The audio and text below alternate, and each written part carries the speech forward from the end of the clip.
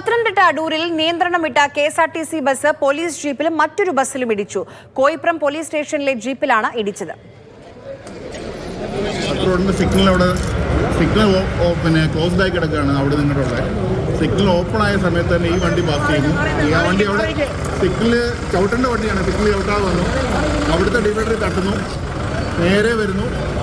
ഇവിടെ കൺട്രോൾ കിട്ടാതെ നേരെ ഇങ്ങോട്ട് പോരും. സുഖി അഭിലാൽ വിവരങ്ങളുമായി നമുക്കൊപ്പം ചേരുന്നുണ്ട്. അഭിലാൽ, എങ്ങനെയാണ് ഈ അപകടമുണ്ടായത്? ആർക്കെങ്കിലും പരിക്കുണ്ടോ?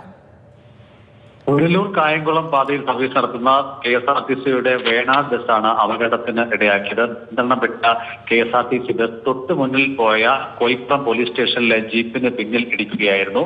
ഇടിയുടെ ആഘാതത്തിൽ നിയന്ത്രണപ്പെട്ട ജീപ്പ് അതിന് പിന്നിൽ പോയ മറ്റൊരു ബസ്സിന് പിന്നിലേക്ക് ഇടിച്ചു കയറി. ചുരുക്കത്തിൽ രണ്ട് വാഹനങ്ങൾക്കും ഇടയിലായി പോയ പോലീസ് ജീപ്പ് വലിയ കേടുപാട് സംഭവിച്ചു. വാഹനത്തിൽ 5 പേരാണ് പോലീസ് വാഹനത്തിൽ ഉണ്ടായിരുന്നത്.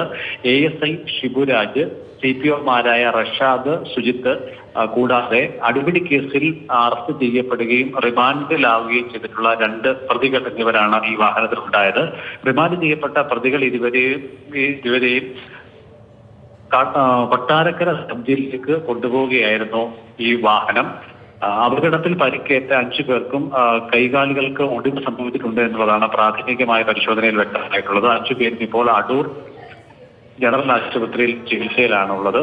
വിദഗ്ധ ചികിത്സ വേണ്ടിയിരുന്നു എന്ന വിലയിരുത്തൽ ഉണ്ടെങ്കിൽ എല്ലാവരെയും കോട്ടയം മെഡിക്കൽ കോളേജ് ആശുപത്രിയിലേക്ക് കൊണ്ടുപോകുമെന്നുള്ളതാണ് പോലീസിൽ നിന്ന് ലഭ്യമാകുന്ന വിവരം. ഈ അപകടത്തെ തുടർന്ന് തടസ്സപ്പെട്ട ഗതാഗതം പൂർണ്ണസ്ഥിതി പ്രാപിച്ചിട്ടില്ല.